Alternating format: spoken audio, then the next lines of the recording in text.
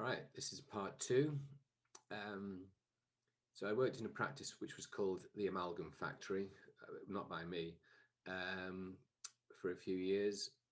But for one reason or another, I ended up moving just with my patients in order to continue providing NHS dentistry. So I bought a semi-detached house and built an extension, which you can see at the front.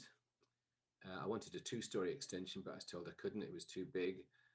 And then 10 years later, you can see the two-story extension on the back in the back garden. So things change. Anyway, so that's when I started training, I think 1996, 95, 96. As soon as we got the practice open, it went extremely well. And it was very much an NHS practice. Um, and then unfortunately, in 2005 and 2006, which is always a good year for dentists, well, I was going to get funding to have two more surgeries in the practice. And then when it actually came to the crunch, we didn't get any more UDAs. It was based on historic, so we didn't have any more UDAs. And also the funding, the capital funding for half the building, because it was NHS, was that it then didn't qualify.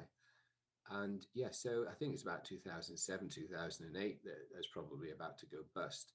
And it was because that we'd lost our funding from the NHS. I mean, you couldn't make it up.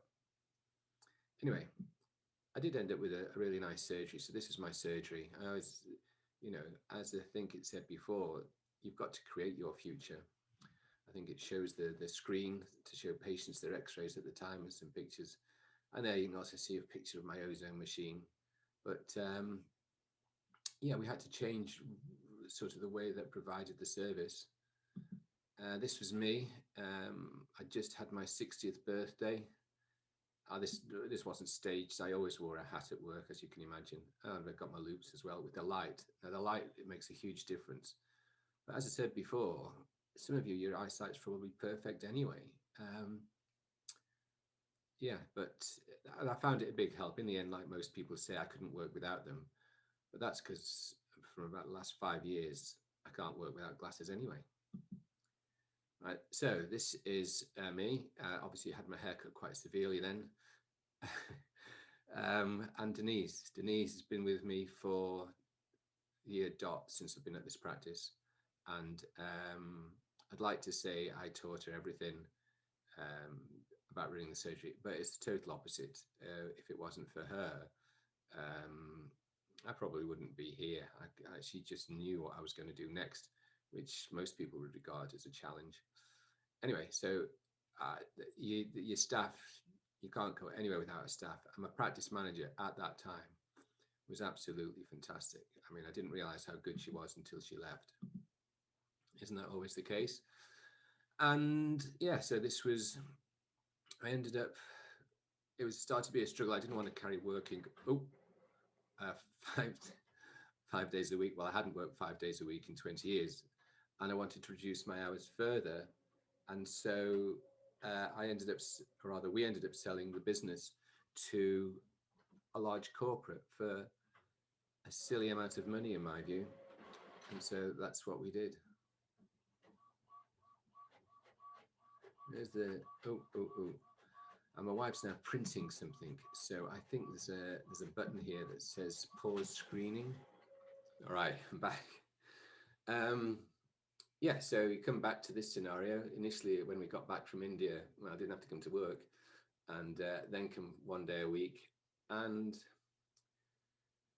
it was never planned, but because I was so poor at selling, and I've told all the FDs that I'm no good at selling, and actually, you should never sell. What happens is educated and motivated people buy procedures. But anyway, I seem to be making more money than ever because most patients were on a plan, and I tell them to go on a plan because that way I knew I'd just undercharge them every time I saw them. So they went on a plan, and because they're on a plan, I said, well, you're paying for the hygienist, go and see the hygienist. And that's what I did. But when I come back, unlike most people, I was probably earning more money than ever because I wasn't going to work, which doesn't quite seem right. And there were other few areas, and so to be frank, I couldn't do it anymore. So I retired, which, on reflection, I don't know why I'm smiling, because I was earning more money than ever, and I was doing diddly squat. Oh yeah, and yeah, probably shouldn't be showing that picture. Anyway, um, so this was, I think I mentioned it before. I sold to a corporate, and it was clear we weren't going to hit our targets because of the way that they behaved. And I don't blame the different practice manager we had, but we were clearly not going to hit our target, and no one was going to come and see me. So I made a YouTube showing the practice and explaining, because certain things weren't happening, they're taken out an associate, all kinds of stuff. Anyway, yeah, so I gave them the feedback via a private YouTube video, and within 24 hours, I had all kind of solicitor stuff flying at me. But ultimately, they could see where I was coming from, and things did improve. Um, oh yeah, and then when I left this time, I gave some feedback to another corporate, and again, that was internal, and it was meant to be positive. Well, I think it was positive, but yeah. So I had another letter from the solicitors saying that I was in a lot of trouble. But anyway, I think we've ironed that one out. My intention was never to upset anybody. It was always to be positive, but I couldn't carry on working where I was. Yeah, and this is just to remind me that we had, not with the last company, but the one before. Um, I think if I hadn't have been prepared to leave anyway, I think I would have caved in. But they owed us a lot of money with because their figures were wrong. So you have to be careful. I think you always have to yeah, take control of your finances. So yeah, so this is a Peter Drucker. I think I put on this. There might be a bit of sound. Yeah, I should really have worked out how to put the sound on. But Peter Drucker says something that's quite contentious, and this isn't it, but you need to want to learn, really, to enjoy yourself. And that's what I found, is that my attitude to dentistry changed when I got and made myself interested in it. And there's always something that you can be interested in. Sadly, I'm clearly interested in playing on my computer. But yes, I said this before. Padiwal, back in the day, I think that was his name, was saying you can earn a lot more money through prevention. And he was right. But I think you have to do it through a plan. I use this company. They're very good. Denplan been taken over by Simply Health. I think they still use the same term. And there are lots of smaller companies as well. This one, I hope it comes in. It's slightly different. Well, it's a lot different, but there's a market there for it. And yes, this is what it's saying, is I think, unfortunately, if you want prevention, as a patient, you're going to have to pay for it. But it's just a concept of how you pay for it, really. So yes, so this is, again, it's just talking about the principles of MID. And then so this kicks back, is that actually in the States now, you'll get an insurance relief. If you look these up, it actually monitors how often you clean your teeth, and it refers back a bit like some of you will have had insurance for your car with a little black box showing if you went over 70 or not. It's just the same. I mean, who'd have thought? And yeah, the other reason that company, Sound Tooth Company, Guarantee, is because in my app, which I'm sure I've mentioned, the patient's able to score themselves. And I was even taught that when we started back in '82, that you didn't do any treatment until the patients kept their mouth clean. And this is what the app does. I mean, it's got a traffic light system. I don't know where I got that from, but traffic light system for both gum disease or decay, and certainly oral cancer. Now, it's reasonably close for this. It's extremely close for this. You never get two consultants agree with everything, but this is pretty close. And I changed the video there. The reminders, yeah, you should set a reminder. So anyway, there's another development, which is I may have alluded to, and it's this, and this is quite interesting. And he does a talk, which is actually on the website, the teeth for life.org UK website, and his talk's on there for about an hour, about 40 minutes, then questions, and it's fascinating. It's science. So if you like it, like science, there's also one, a dental one, the implications there. And he mentions this, well, about art. Well, quite frankly, most dentists I knew, we see GI, it's because the amalgams didn't stay in. And yeah, so I know this patient now because it's difficult cooperation. You know, you can see that. Oh, N, nervous. Yeah, very nervous. And I see her daughter, who's exactly the same. She was nervous. Some children you can't get near, and you have to. I always find it better if you kind of can play with children and make it entertaining, and always, as I said before, finish on a positive. But this has been, to my mind, a game changer in that I'm able to look after the children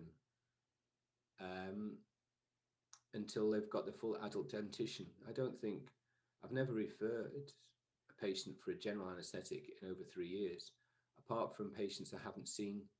So we have to get the children in early. You have to have their confidence, and it's like a game with children, I think. And as I say, there's the other dentist there was extremely good on how to use silver diamine fluoride. And so this is the other part. As I said, some of this stuff I've just found, but this is what I found is that this Fuji triage, it doesn't last forever, but he wanted to last long enough in a deciduous tooth, and so often you ended up topping them up. But if you could get something in there, then they didn't progress that greatly. And yes, so this part was fissure sealing the teeth. We only meant to use fissure sealant, but if the child's not cooperative, then you can often get something like the triage on a molar better than you could with the sealant I found. And so something's better than nothing, and these worked very well. And this is just an excuse to show a GIF that I made on the video that I made explaining how the toothpaste works. Oh, I think we've gone the wrong way. There we are, we're back. And so this product, the Biomin toothpaste, relates to all of that. And yeah, so the actual material I know is in Sensodyne Complete, I think it was. Nuvamin, is it? Anyway, I just copy, I'd stop and have a little look at this.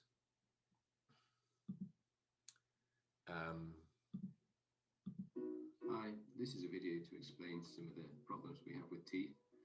Everyone's aware of tooth decay. Erosion isn't quite so well known. So yeah, I wasn't quite. That's a video that I made for teenagers about erosion and BWE. So they're, like most of them, they're about 2 minutes long on the app. And this is going back again to what is minimal invasive dentistry. Well, we've got to include the gums. And I often think that we should say to the patients, if they look after the gums, the teeth will look after themselves, which is not far from the truth. So gingivectomy. When I was training, I did a full mouth gingivectomy. I don't know if I did 1 or 2, but there's a lot of blood, and I've never done it since. But what did come out was this. So I doubt very much if any of you have heard of this. It's called a Cavimed.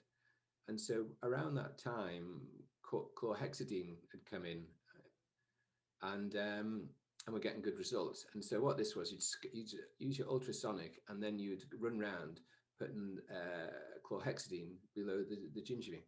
So this was the unit, I think. Yeah, I can't remember now, but you put the chlorhexidine in a reservoir and then went round the mouth with it. And then going back to Mr. Chappell, as time went by, they started to find out, well, actually, it's quite not as good as we thought, really, compared to just cleaning your teeth particularly well. So chlorhexidine, you know, I think it's a great product, but it's the way we should use it is different. And this again was, we started using because of Legionnaires. There was another scare that came out, and that was to do with the 3-in-1, the aerosol. So this is quite interesting with regard to COVID. So we have had this issue before about aerosol sprays and what's in them, and obviously there's a concern about Legionnaires. And the thing about Legionnaires, even then, was that you have to be particularly frail, my understanding, before it to actually affect you. And often these don't make it to the dentist, but we have to all have our Legionnaires testing, and we all had to change our water, the way the water was delivered. And what we used was hypochlorous acid, which is it talks about it here. And that was called Sterilux. Yeah, so Sterilux, this is 2011. And we had it a long time before that, and I used it for root fillings as well. And I went to see someone in the dental school and ask about what concentration I could run the Sterilux through my ultrasonic, because it would oxidize the anaerobic bacteria. And he said, well, he didn't know, and but it was interesting. And so in the end, I think you just had to take part. Look, you were putting something in, and it certainly wasn't a high percentage of Sterilux because it was too expensive. But it was, they certainly were getting some Sterilux into the gingival crevice, we say. And I asked him, well, how much if you used hypochlorite? And he said, well, no one knows how much hypochlorite you can use, because, and it wasn't because of any other reason. That I remember him saying it's because the pharmaceutical companies would never test it because it's so cheap. And so I didn't know what's a safe amount to use.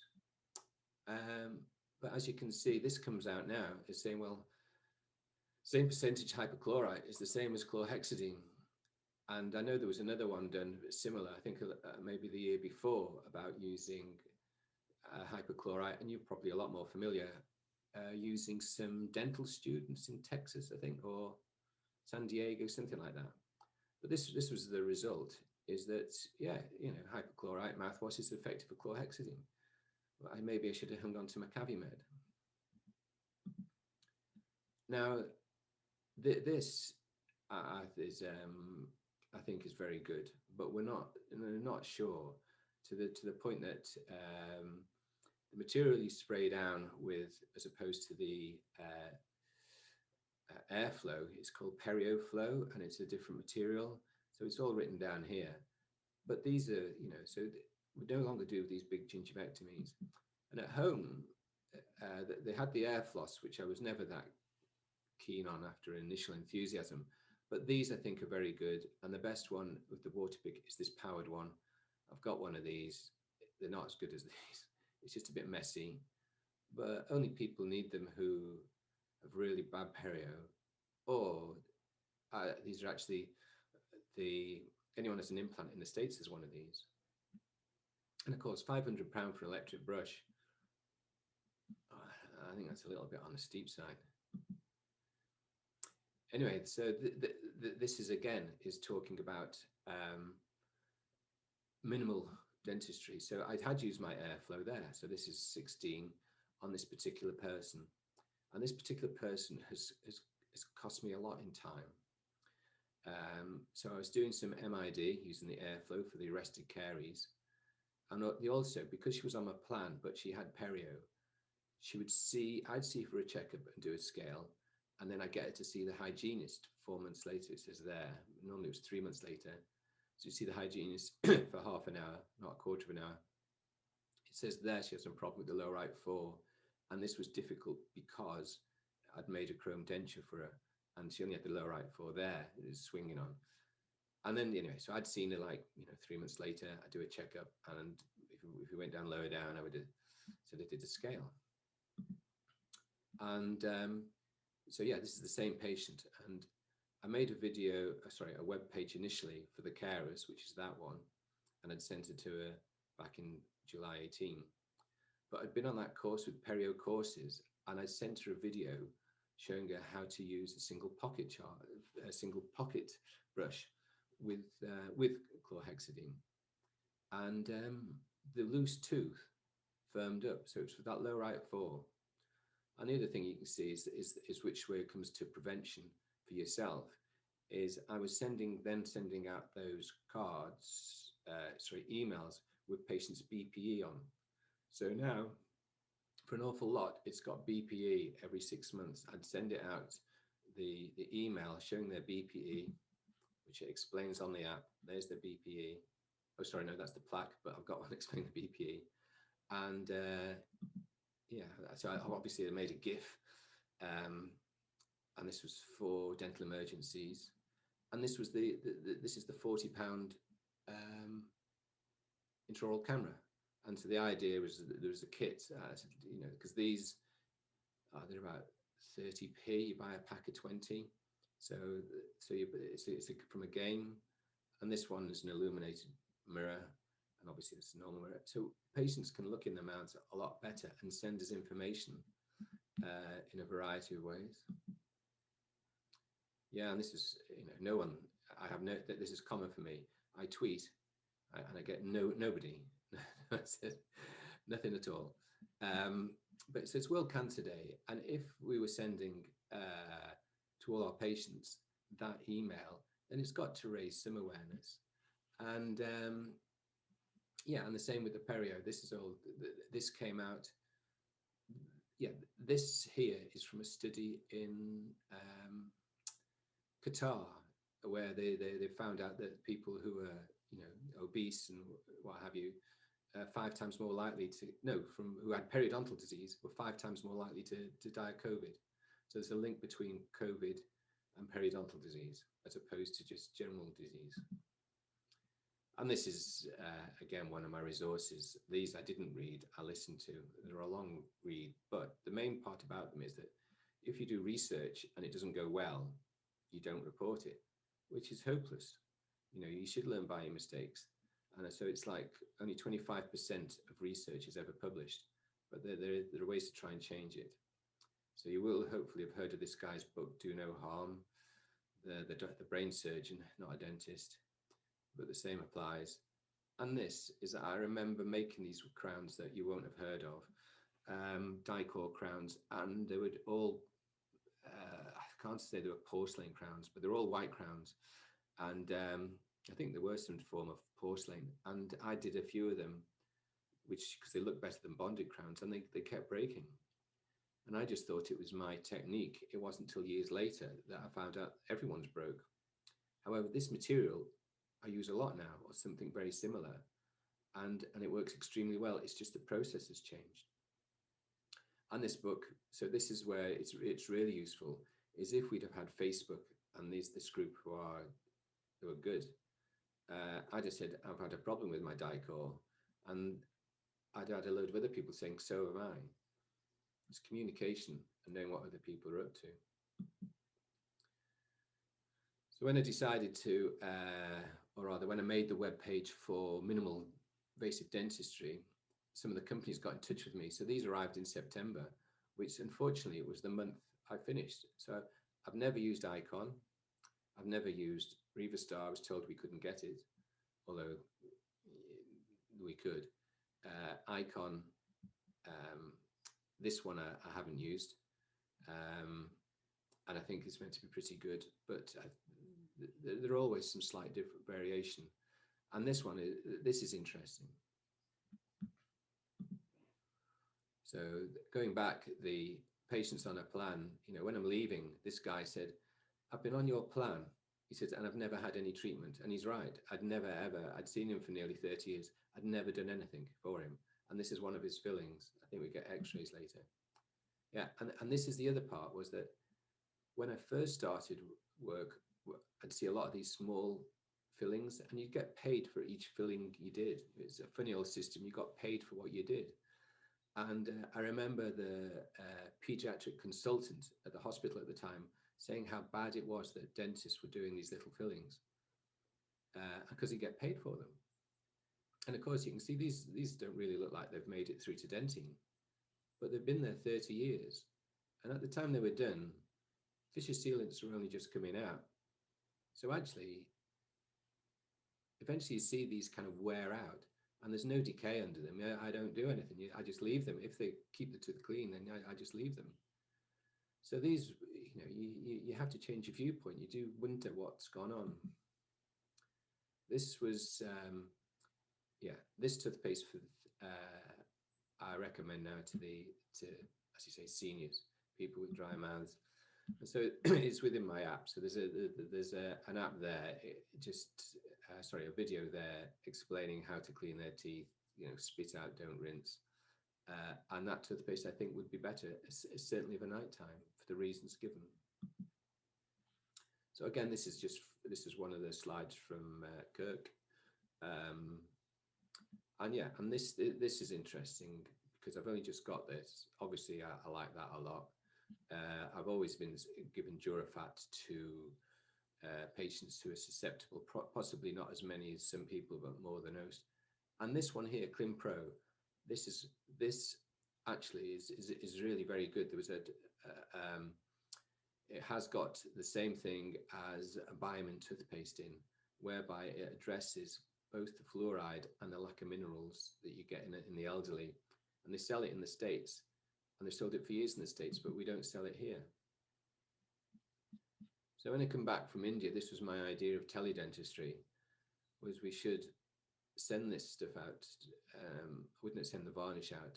I think what it meant was you send a small amount of varnish out, some disclosing tablets, a video, tell them the mum how to hold a cotton wool right the size of the tooth, dry with the cotton wool, and apply some fluoride. I'm sure most would be able to do that, especially the ones who don't live in a fluoridated area. And if you don't want to do that, well, this is it. That's that product. It's just there's an awful lot of plastic, but it's a presentation for a parent to, once every 6 months, you apply some fluoride onto the occlusal surface of the child's teeth. You should be able to at least try some of these things. Anyway, this is one of Kirk's again. But yes, people are saying that if you apply fluoride twice a year, it's better than putting in sealants. And that's great. But as we know, a lot of people we don't see. And it might be cuckoo land, me thinking that we're going to send out something and it's going to be used. But it might be worth a try. We waste an awful lot of money elsewhere. So this is one of the videos. I think there's a whole link of them in the end on how to use silver diamine fluoride. And it's been used in Japan for like 70 years. It's used in the States. And as far as I'm aware, there's some slight differences with perio, but teeth are teeth. Why we have to do research to see if it's going to work different on the UK teeth than the American teeth, I don't know. But we are doing silver diamine fluoride, and some practices in the UK do use it quite regularly. And this one, well, it's not from Knoll in Bristol, it's from Chelsea in London. And they charge, 20 minutes for your child is £125.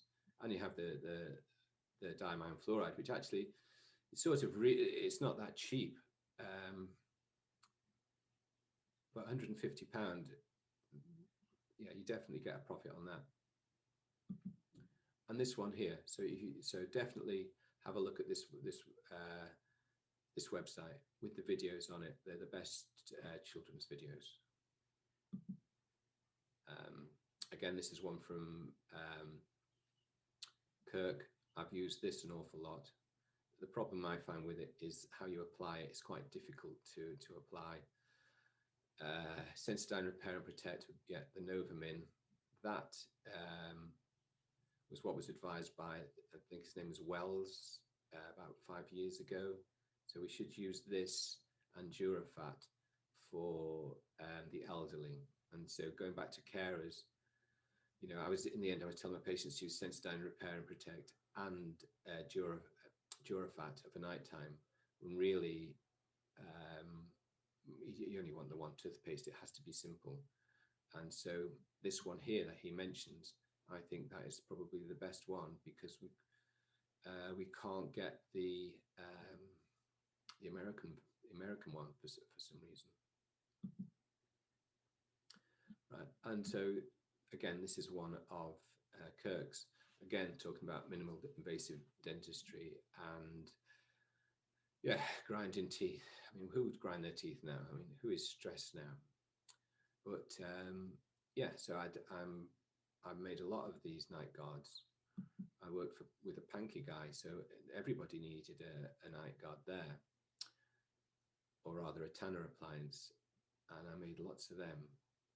But I never was 100% sure about them. And when I first started training, we met a chap, and he was a retiring orthodontist, and he put up a slide showing the silly malocclusion, saying, "Is this perfect?" And he was just asking the question: are we getting hung up about stuff we shouldn't get hung up about? And you could argue, do you stop grinding your teeth when your divorce finally comes through? It's stuff like that. I'm sure there are a few, but in my experience, very few, and you'd spend forever making these appliances. The other part was that back then, what was that, seven, we were talking about refluoridating fillings. And so it was said that if you used a fluoride toothpaste on top of Compomer filling, that it would regenerate the fluoride. And so there was an argument for were you redoing a filling if you just added fluoride to it? Anyway, that's just a thought. And then going back to the night guards, these were far more comfortable. I used to make them out of acrylic myself off models and spend hours adjusting them. And it is great to get a good understanding of occlusion, don't get me wrong. And so I did make a lot of acrylic ones. I made a few, which obviously they were sent to the lab and come back, and I'd adjust them. And these I only ever made one, and the patient didn't get on with it. And they're a great idea, but ultimately I didn't do that many. This looks more like what I've done, and I've never made one of these. But as you can see, they get a bit grubby. Definitely been used. So I always tell them to get an ultrasonic bath to clean them. And in the end, I made a lot of these. So I always remember I went on a course for a few days on restorative dentistry, and ultimately he guaranteed all his work as long as the patient wore a night guard, a suck down night guard, which kind of, you thought, well, surely if you're trying to get the occlusion perfect of a day, you want to do it of a night when they're grinding. Anyway, so I'm not 100% on occlusion. And then the same is this, is that I think this is a little bit odd. It might well work. And I really like this product. But the same thing happened with my daughter. She had two dark teeth, and she'd bang them, and then they got a bit lighter, and then they darken up again, and they got a bit lighter. But they fell out without any problem. Fortunately, they were deciduous teeth. Yeah, and this is something that Kirk was big on. I have to say, I've never used any of these, and until I saw his talk, I'd never give it any thought. But this is interesting. It's because I did do this, and it's not many people did, and it was all about prevention. And he says, "Is it worth 10K?" Not really. I paid 13 for mine. And did I charge for it? Well, no, I didn't. But I did use it a lot when I was sealing teeth and get them dry. And so there's my get up there. You've seen it before. And that's the most important part of my surgery. It was radio. Went from radio 1 to 2. There's my diagonal dent. And the only thing I remember talking, I was really the only one in the practice who used it. And obviously I had paid for it myself. You have these little rubber tips on, and it creates a vacuum. And the research, and I knew the people doing the research, and you could just tell the research wasn't very good, but the principle was really good. It's just when someone told me, well, is it not the same as just using some hypochlorite on the tooth? And you're thinking, oh, well, actually, it's not quite. Apparently, using the gas is better than using a liquid. It's permeates better, but they're still looking into it. So on Cochrane, it said they couldn't come either way because the research was so biased. But this one is ongoing. There's no result on it yet. It's still ongoing research with the ozone. And so I know that I used it on lots of deep cavities, as long as you could get a seal, which invariably you could. And so it's a bit like biodentine. In that I would apply the gas, the ozone, and then I would put in a glass ionomer. And then later on, I probably put on a composite and on top of the glass ionomer, and that's how it would work. But it also worked.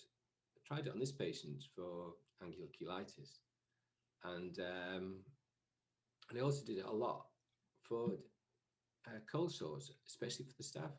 And that was the odd thing, is that I don't know, we all know how you get the virus there, but it did seem to work for that. And when you used it, it did like desiccate the tooth before you put the sealant in. And so it's a great product. And yeah, so I used it in conjunction with my Diagnodent. So here it says Diagnodent reading all under 19. So that would mean I wouldn't do anything. I think it depends on their age. If it got to 20 to 25, I'd probably seal the tooth. And if it got higher than that, I would open up the tooth. And often when you open up the tooth, the reading may go up. And if it went up to 30, you think, oh, I better take a bit more away. And then it keep going up. And in the point, you think, oh, I better stop, because obviously you haven't given any anesthetic. And then I put a glass ionomer in, and then I go back 6 months later and probably just do a restoration, or certainly open up the tooth more and do the ozone again. So yeah, I liked ozone, but I didn't like it because of the blurb I'd heard. It was a patient of mine who was big into ozone, and he knows an awful lot about ozone. And so when they had the talk, and it was in Cardiff, I went over with my patient, and as I was talking to the two people there, whose names I do remember, he went and looked at the machine, because he said there's no way you can apply ozone in the mouth because it's so toxic. And he came back and said, no, the machine's great. It does what it says on the tin. And so that's why I got it. I think this was, this, right, so there's someone you know here who wasn't sure about this, and neither, so CJD, this is definitely going on a tangent, but CJD at that time, not many people have had it,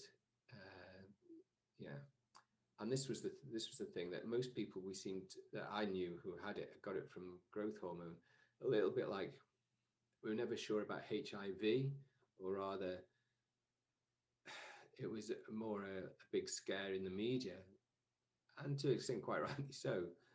But the mode of transmission was such, in the end, no dentist, there's only one famous case from Florida that there was a transmission, but this was a worry. But the worst part about this was we all knew that, how in theory you could get infected, but the way we had imposed on us to keep your instruments clean was just wrong. And you only had to ask the guys that went around servicing the dishwashers, because nobody used them. Well, very few. Oh yeah, but I had heard that ozone would break down the prions, and so I went and researched it in the Wellcome Institute, because I was up in London for the day, and as you do, and I went onto I think it was this website. It was called, I've forgotten the name now, but it was definitely a Canadian. Tristal was the company, and what they did was they made a sterilizer that also applied ozone, and James Dyson was doing something similar at the time, and I was number one on the page. So I thought, well, I must be on the right track, but we never got them. Right. So again, this is one of Kirk's, which is similar, I think, to the biodentine, and again, a material I haven't used, and I'm not quite sure if it's the same, but with Biomin, there are certain characteristics of the material that make it resistant to secondary decay, which has always been a bit of an issue, or a major issue around composites, and hopefully these new materials will help with that. And so this is the future, as again, one of Kirk's slides. So anyway, I'm big on diagonal dent, but that's not the future. That was 15 years ago. But I do think people should use it more. This one definitely, and some of these other materials for sure.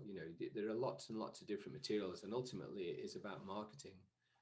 The Helo Zone, I don't know. I really like it, but I think we should be using hypochlorite, but I'm not allowed to say that. Yeah, and the Riva Star is up here, isn't he? Oh, for treatment as well. The big problem with going back to silver diamine fluoride is it makes the decayed part of the tooth go black, and they say that's a problem for children. In that, and you're thinking, well, really, maybe it might promote them to clean their teeth a bit better when the adult teeth come through. Yeah, and I made a video about the future, and that's it's about 18 months old now. So it's talking about the watch. So your Apple Watch tells you if you're washing your hands for 20 seconds. And there's all kinds of devices now that we should be using, and we should be testing ourselves. Well, not testing, but what was it? News, National Early Warning Signs. We had a peer review meeting on that. And so these are the materials, again, that you're probably familiar with, but I haven't used all of them. Anyway, so that's that bit, and this is a funny video on advances, and this is one, I think this video, yeah, I think I added this to the teenage section, and what it is again, is talking about scanners in your mouth. So my first scanner, well, my only scanner, it cost a lot, and we needed it to fill in the white space. And now you get these 3D printers. So everyone's heard about Invisalign. And the interesting thing about Invisalign is that it's all AI. And actually that's the computer designs the retainers for you, but you do have the responsibility for if it goes wrong. I'm not sure if they take final scans and check 5 years down the line, but this is how you can do it yourself, really, is that soon you'll be able to have your own 3D printer in the surgery, and these they take about an hour. You can have crowns made on 3D printers now, but the process takes a good hour, which isn't very good in the practice. But you just use a milling machine like I have for the last 10 years, and they work great. And the other part is that these scanners, they're portable, and so there's no. The scanner actually has cameras in them as well, so you can actually go out and use a scanner, and you don't even have to be a dentist. But these scans now are so good that you can go back and a bit like this, you just show the video of what you've scanned, and of course they're not exactly totally diagnostic, but they're a lot better than nothing. So these are all my ideas about how we can improve things using modern technology. Oh, here we are. This is the scanner. So I know it's expensive, and this one's the iTerra, but there are others around there, and you can get them with the laptop for under 20,000. That's a huge amount of money. But the way things are, these are about 4 times as, or more than 4 times as good as what I paid 4 times as much for. And that's the thing about technology, it does move on. Yeah, and this is where I'd have a break.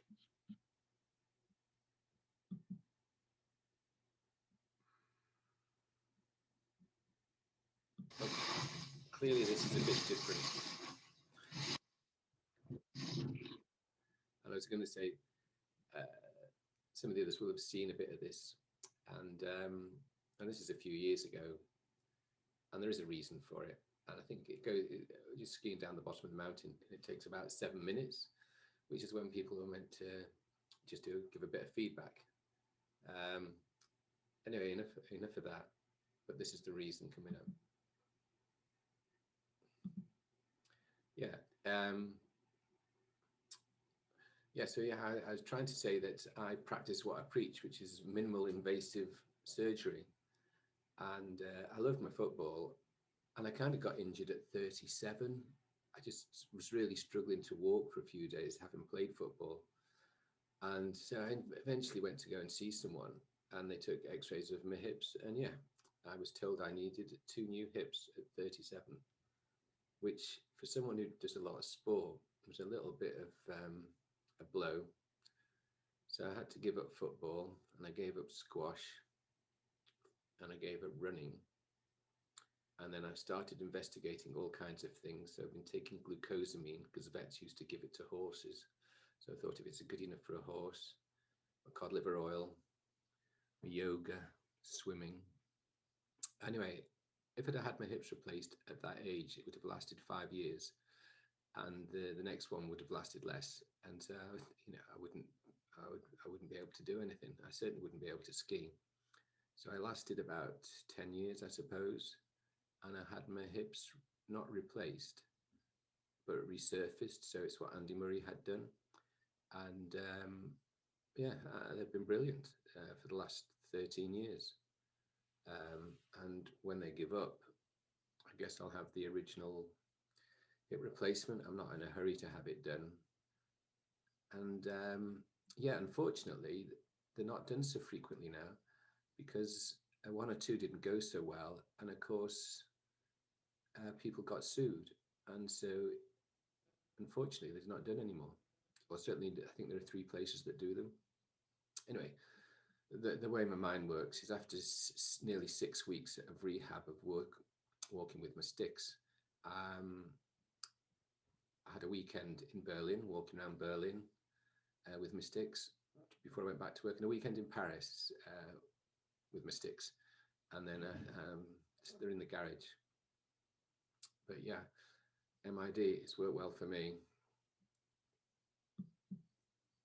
Anyway, so this is, I think I'm going to show you a video now, and I'll show it in its entirety because it's a good video.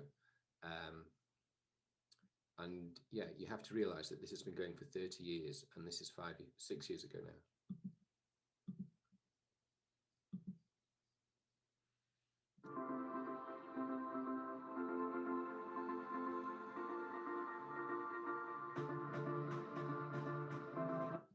Gentlemen, welcome to Las Vegas, and welcome to the greatest event ever held in dentistry.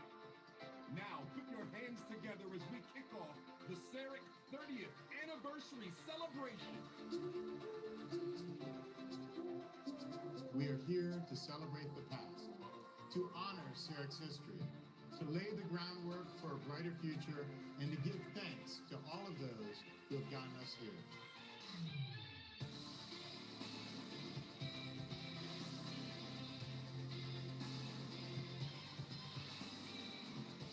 You, the Sirona community, the 6,000 dental professions in attendance whose passion for Sirona technology has made CEREC 30 the largest digital dentistry event in history. It is you who motivate us every day to do better, to work harder, to make a difference. You make us believe, you make the future, and that future is bright. Earlier this week, we announced a historic moment. The largest merger in the history of dental with Dentsply. There's one company that you can count on for proven digital solutions. We've earned our stripe. It's in our purpose. It's not just about engineering. It's about what drives us, and it's our promise and commitment to the dental community and patients around the globe. Are you ready to rock?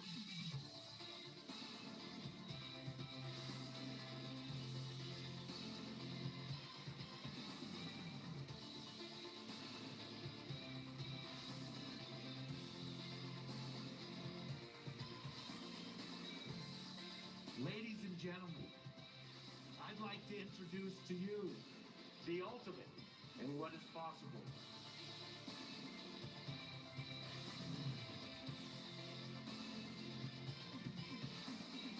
Faster, better, more efficient. That is what patients want. And so if we want to drive technology and dentistry forward, that is what our technology must deliver. At Sirona, faster, better, more efficient is what we are all about.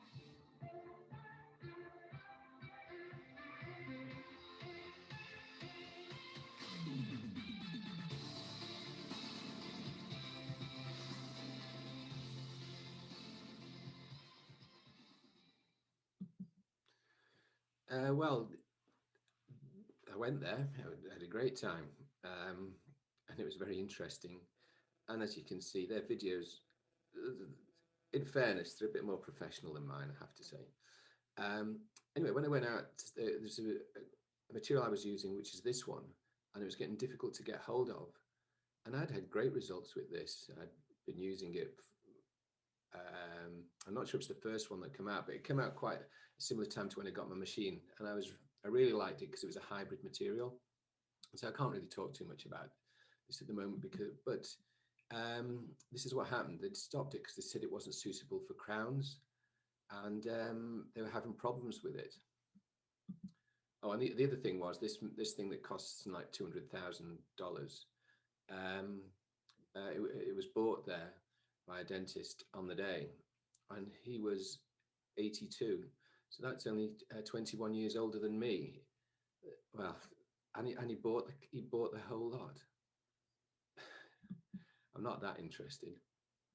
And this chap, he's very good. When I got my CEREC, I had 2 days training, and actually then it was a lot more difficult than it is now, and that's all to do with AI. It's all to do with technology, machine learning, computer power, all that. It's a lot easier to use this than it was when I had it. And yet when I had mine, which was the blue cam, people before that had red cams, and they'd had difficulty, so they hadn't upgraded. So yeah, some of the stuff out now is fantastic. And anyway, so Rick, who I've mentioned before, he didn't do any 2-day online learning. He just saw some of this guy's videos. It's video learning. It's e-learning, isn't it? And he's red hot.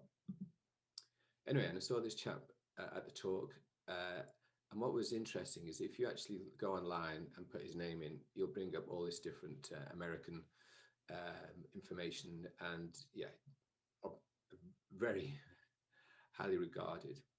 And at this, he stood up and said, well, actually, we have to think about implants.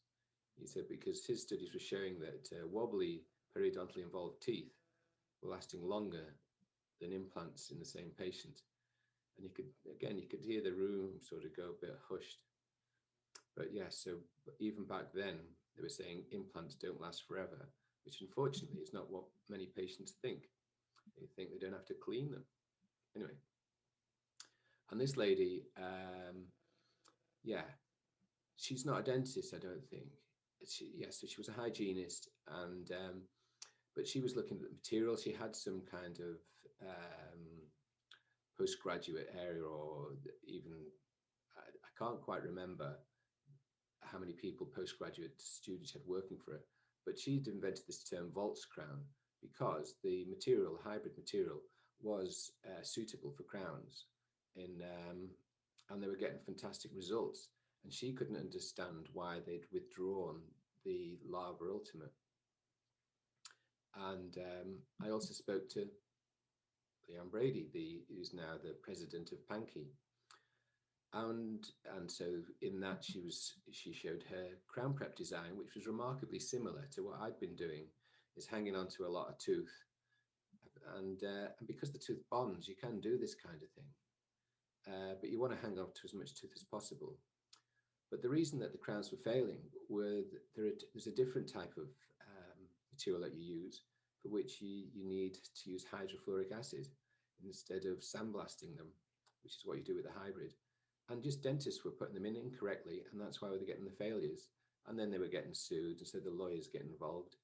And basically, I'd never had a problem with these crowns other than when I'd done them poorly.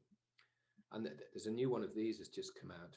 I can't remember why I put this video up, but I just had an email today saying about Scotch Bond Ultimate, and I think it's now radio opaque to show that it's actually there, because sometimes you think there's a space. That's right. There's this chap Bargy, and he is, you know, he was an excellent talker. I saw him again somewhere in London. This was in London, and it must have been about 10 years ago, because you silinate your crowns before you put them on. He said for silane to work, it has to be made fresh within half an hour, but it's actually in the Scotch Bond. And ultimately, I was getting great results without bothering to make up my own silanate. So he did it, and his results fantastic, and my results, they were pretty good. Things stayed in. And yeah, so that's an interesting picture. It's the most interesting one I've seen, so I've repeated it, and that was at the show. So anyway, the thing that is minimal invasive dentistry is this. So we showed you pictures of erosion, and that's actually the tooth. And so I did have I thought, well, maybe I can put a veneer, an occlusal veneer. And I did, and I don't know, I think I probably did about 6 to 10 of them. And this one broke. So it's the only one that I knew that broke, but you can see how thin it is. But actually, it still covers the dentine. And so I just left it, which is what you would do. But the others didn't, as far as word break, but they're all teenagers. And of course, they rarely come back. And this is just to, if you're not used to it, it will just show you a picture of how you kind of made them. And so I just got a few videos before I left the practice, because I always wanted to promote digital dentistry. And these lavas, the hybrids, they're a little bit softer, which is no bad thing. You know, everyone says they've got to be stronger, but they're no bad thing. So anyway, that's what it looks like. And these are on a milling machine. So, and I think you still need a milling machine. I'll say about a 3D printer, but they're not there yet. And what's interesting here is that this lady wanted, you know, the tooth didn't look great. And so of course you can do composite veneers on there, that would work extremely well, but you'll need to maintain the composite veneer. So this is obviously just I think it's a single color, although you can get them in different hybrid colors, rather a mix. And so this is, I've veneered this. What's interesting is I'm not sure if it's this tooth or this one. I could never quite work it out. But one of them is a crown.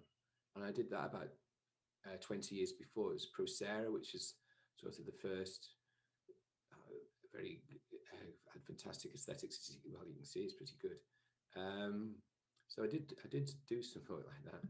And then anyway, so this is just I think a picture showing how you did the veneer, and you can hear I was having a chat with Denise at the time, and I was just taking films, and I don't think this was the one I actually did it because it looks a bit flat, but it was just to get an idea on what you would do when you made them. And again, it'll show it going on the milling machine. And so this one was just to show you, you've got all these tools to adjust the tooth here. And I don't think you need these so much now because the software is so good. You can play around with your contacts. That's the red's where it's touching, which is probably touching gingiva there. The red on the top is, you know, the opposing tooth, and that's how you play around with them. And then, so you had to do that quite a lot back in the day. I'm not so sure now. And you may have seen a picture of this when this is one of my typical repairs. If someone comes in and chipped a tooth, I'd either acid etch or put on a glass ornament, and I'd also just cut in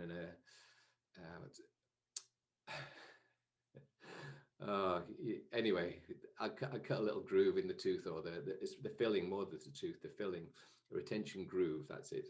And then everything glues together. But there comes a point when they're this big, you're thinking, if the cusp comes off, you haven't got enough. And so that's what I would do is I had a few where I just glue them on, and then this would fall off, and then you're really in difficulty. And so I do this kind of thing where I'd take over the occlusal surface and kind of a little wraparound. And, you know, this is quite a good magnification. So that's what you end up with. And I think these last extremely well. So is it a crown? Is it an onlay?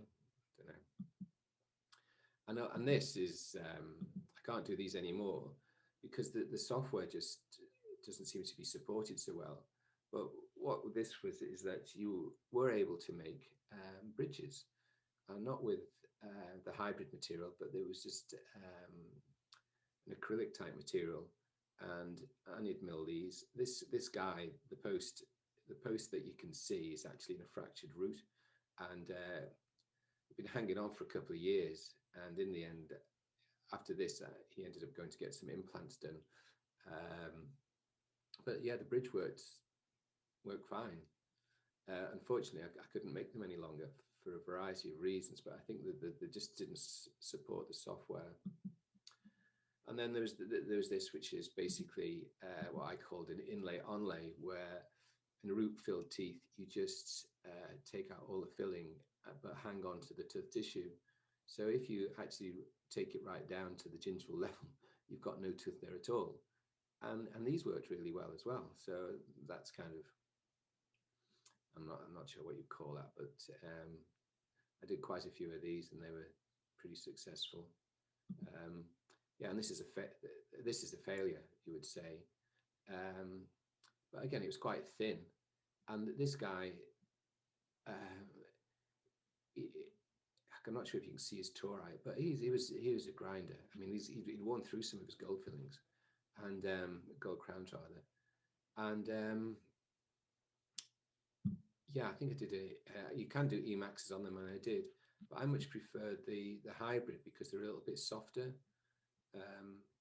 Yeah, so I did have some failures, and some really weren't failures. They were just, why did you try? That's definitely a failure. Anyway, I was trying to get some prices of them. I paid this amount back then, including the milling machine and a furnace. I think the prime scan's still this amount of money, but there are lots that are about 20,000 with a laptop. And this one, I mean, this is what I had. The CEREC, no, this is an Omnicam. This is the next generation up, which doesn't need a powder. And these are brilliant. And I wouldn't go as far as a prime scan. They just do too much, in my view. This milling machine, apparently they're quite expensive now. And that was the furnace. I was told the milling machine now is 35,000, and I'm sure we paid like 7 as part of the package. But anyway, and the materials change all the time. So these milling materials change all the time. And this was a case that I kind of showed to some people, well, showed to my peer review group, and you can see there wasn't much of the tooth left here, and you can read all the blurb. But I made one crown for this elderly lady, and yeah, so there wasn't much of the tooth left, and I didn't think it would last. And there's some more pictures of it. But she requested another one because the teeth didn't look great, and so she wanted me to do a discolored tooth. So I think I did that, and then I got a phone call saying that another tooth had broken, but it wasn't the same one, it was a different one. So I ended up making a crown on this one. The veneer that wasn't great. And we were well aware that, how can you, there was no tooth tissue there, but it was really difficult to find a canal to do a root filling and what have you. So really twitchy, but in an hour, she's got her teeth back. And where are we? and this is her. So I couldn't treat her other than sitting upright. And I think I ended up doing 3. And yeah, she gave permission for me to use this photo, or rather her son did, because she never had a denture, and she could hardly clean her teeth. It was, it was very difficult for her. She's full of arthritis, but she used to see the hygienist every 3 months, and he said she was really proud that she'd never had dentures. And quite frankly, these in the end, these are bonded together with the cement in a way. But she could get she couldn't, but the hygienist could get a TP through there, and she was able to keep the gap reasonably cleaned. And then, so these are just examples of what I did. I think I'd do a composite here, but this is pretty flat, and that's more traditional crown prep. This one here, I remember because I'd only just got the machine and I'd used a Sirona. This guy's mouth was falling apart, unfortunately, and so I just did a scan and glued on. This was a Sirona block, which is slightly different. Anyway, that was there for 10 years, and I didn't touch the tooth. It just broke off. So I took a picture, and it stayed on. And these kind of minimal preps where there isn't much of the tooth left, and that worked fine. And this is when you're getting when there's nothing left of the tooth. I mean, it even had a crack in, and I always remember apologizing because I said to the patient, well, this has failed, and what can you do when it's this far into the bone? And they were adamant that it hadn't failed because it lasted 2 years. And this is something similar. So that's what I'm talking about when who knows what's going on. But yeah, so they made lots of these crowns, and they worked really well. As long as you can get, the thing that I always made sure is that I could get a TP through the gap, because I think you'll see in some of the pictures, it was difficult at times. The difficult part is removing the cement. This is with all these little marks on is, I think that's an Emax, and so you can add all kinds of characterization on them. I think the inside of this one had a big blue mark on it when I was trying to do something with it, but I think that was the crown, and that's it there. And yeah, this is just showing I ended up doing a lot of big glass animas with the view that I wasn't very good at doing sandwich preps, and when there wasn't much of the tooth left, I mean, you can see here, really, rather than take them out, you put glass anima, and they lasted a long time. And then most of this one, obviously I've taken, when I've made the crown, I've taken it over the occlusal surface. But a lot of them, I removed the glass ionomer just with my ultrasonic and didn't do much else. And they're not rounded and what have you, but the way the milling machine works and the cement works, like this is a really bad one, is that is the cement, and it's the cement there. And this is, I was just trying, the guy had broken, again, you can see he's a bit of a grinder, he's about 80. And so I thought, I wonder if I can do a CEREC on this. And it worked fine, but clearly I couldn't, it was just really difficult to locate. Trying to hang on to that little tiny thing it wasn't, I couldn't do it. Anyway, and these are more examples, and I always used to finish them supragingival if I could. The other aspect about them, though, is if they're subgingival, you only needed a picture good enough. And when you put your cement in, you clearly you couldn't use rubidamum. You probably don't need to. If you keep the clean tooth dry enough and then apply the cement immediately on the tooth and put the crown on and then remove the excess, it won't really have any time to get contaminated, I don't think. And this was one where it was odd. Yeah, she broke a crown, and I made a new one with so one of these is the CEREC and one's the original crown.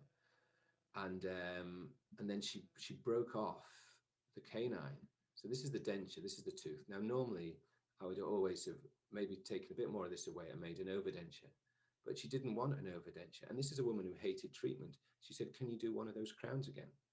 And so I said, "Well, it's not going to work, But in the end, I did the canine, and then yeah, the laterals were done as well. She just ended up having quite a few, and of course the old denture that she's had for like 30 years, she was happy with that. She didn't want that replaced. And this is, yeah, so this was a tooth that supported a chrome, and there's a way of taking the picture, not the, the scan. And so I did the scans with the tooth in and out. You can see it's another root fill thing, and it works really well. It kind of gets you out of jail to a large degree. Well, that's the failure we saw before. Yeah, and this is just when there isn't much of the tooth left. That's the same thing. It's another example. That's the crown there, and they're really good with the gingiva. You don't get any redness or anything like that. I think we've seen that one. No, this is a different one, but when there isn't much of the tooth left, I had a few that I didn't take over the incisive edge, occlusal edge, but you can see that I have there. And he had a funny bridge actually that I never made, but he'd had it for years. This is, yeah, this is just one, as I say, this is a massive glass ornament. And then generally, I'd make a little bit of a shoulder if I could. You just have to gauge it, and clearly I took the incisive, I took a bit more away than normal there. That's what I did. And then this is what I did with erosion. So what happened was the young lad came in, so he was 17. So all you've got is like an enamel shell, and all the dent. Unfortunately, I haven't got a pre-dent photo. And I made the Emax, and obviously that was firing up. And I probably should have done 2 Emaxes, but actually I'd only done the one. And then I thought, well, hang on, I've got the scan. So while the Emax was taking like 20 minutes in the furnace, I made another one, which was the lava. And you can see I'd fitted them, and there was quite a high contact with the lava, so I adjusted it with my turbine, of course. Left the Emax, and I haven't got the net I've routed, but the Emax fractured, and the lava looked fine. And you can see the finish on the lava was better than on the Emax, and that might have been my technique. And this is, if you go back to front,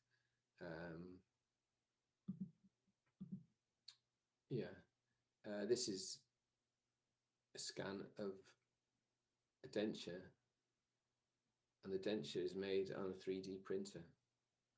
Now, anyone who's made dentures and finds a patient that likes the denture, I would scan the denture. All you need to do is to scan the denture, and when they lose it, or just send it off to the lab. And there are a lot more of these labs around. When I was asking a few years ago, there were very few labs that could help you.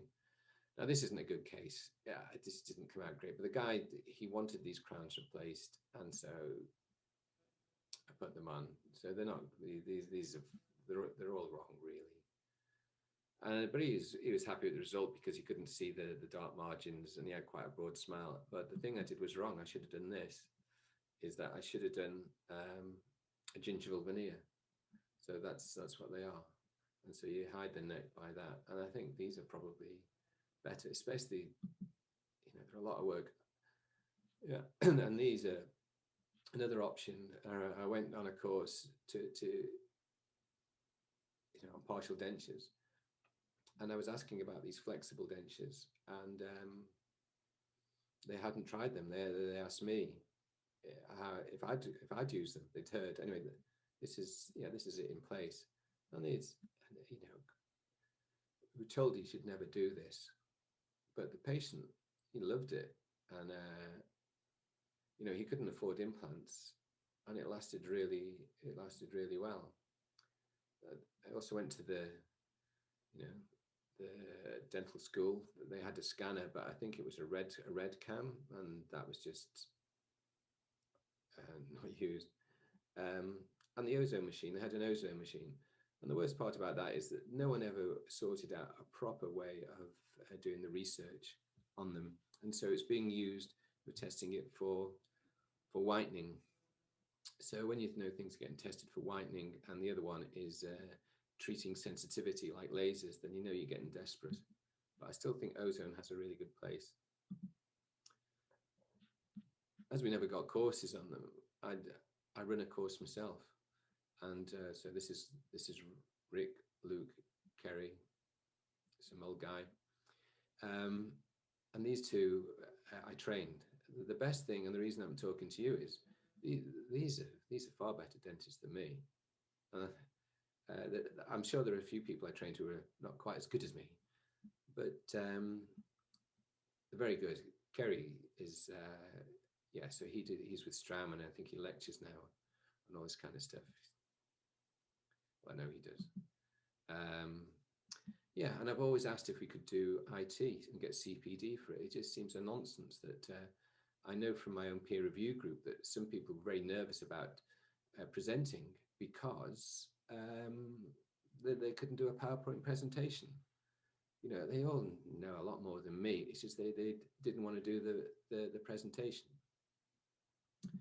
And this is, yeah, when I made my app, this is what you use. It's called a variety of things, but so it's sort of using agile when you develop stuff. So this is how I developed my app.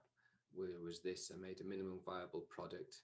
I showed it at a show. Then I then kind of got it to work, and then the videos I've gradually updated. If you go onto YouTube, you'll see I've left them all my initial attempts there, and hopefully I think they're a bit better now. So they're all along here, and yeah, so the videos should improve.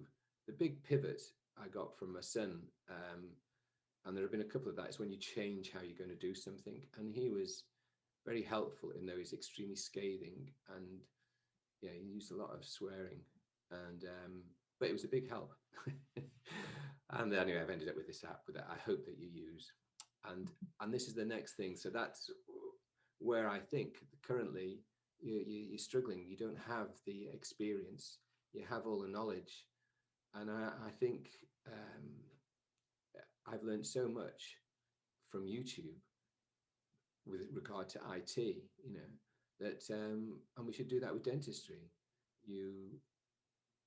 Some of the videos I've seen on dentistry are awful, but there are a lot are really good, and a lot of the times they don't say what they're doing, but you can see what they're doing, and it's because it's become second nature, and they're a great way to learn. So the idea behind it is, I'm not sure where I got the name from, but I'm sure it wasn't there a few months ago, and then I looked again and it was there. So anyway, so that's what I've used. It's a bit of a mouthful. Yeah, and the idea is that there are about 60 FD groups, so in the 10 in a group. So if each of you looks at a particular topic on YouTube, say fissure sealants or glass ionomers or cements or single teeth root fillings, multi-tooth root fillings, making a denture, so whatever, but what you look at individually, you look at 5, you just select 5, try and get some obscure ones, and then the whole group will have looked at, if there's 10 in the group, that's 50, well, it'll probably be 40 because there'll be duplications. You know, the individual chooses what they think is the best, and I've seen you all presenting your case presentations, so you're actually presenting someone else's video, and you have to decide, you know, what how you set your criteria. It'll be slightly different, but in the end you want something that you can really learn from. So then the 10 of you will have, each will have one video, then the group look at the video, and you make a choice on what you think is the most useful for people at your stages in your career, and then from that, then you'll put it onto the library. And so with a bit of organization, we could have 60 different procedures that have had, we'll do the maths again, 50 selection processes. And that's a huge thing. By working together, you can then go onto a site and find a reference video to something that's relevant to you. Yeah, and so it's like Wikipedia, but for dentists, and just with dental videos. And of course, you can have links with them. And yeah, you know, there'll be also another section for something that, you know, doesn't have the constraints of time and materials that we all have within the health service, and you can also learn from that as well. So that was the idea. And then, you know, next year another group of FDs come along, And the other thing is they may be able to modify them, and people would want their videos on there. Certainly in this section, and the girls section, there's a lot of dentists who think they're, I think the term is God's gift, and they probably produce some videos and maybe improve them, because some great videos out there without a bit of audio, and just a little bit of explanation would help. So that's the idea, and I think I'll have to make a different video for that one. And some instructions on what to do, but yeah, I'll make a different video for that. Right, anyway, thank you for putting up with me, and if you've got this far, you'll know that I've definitely overrun, and so I'm going to cut most of this out when I give you a talk on Wednesday.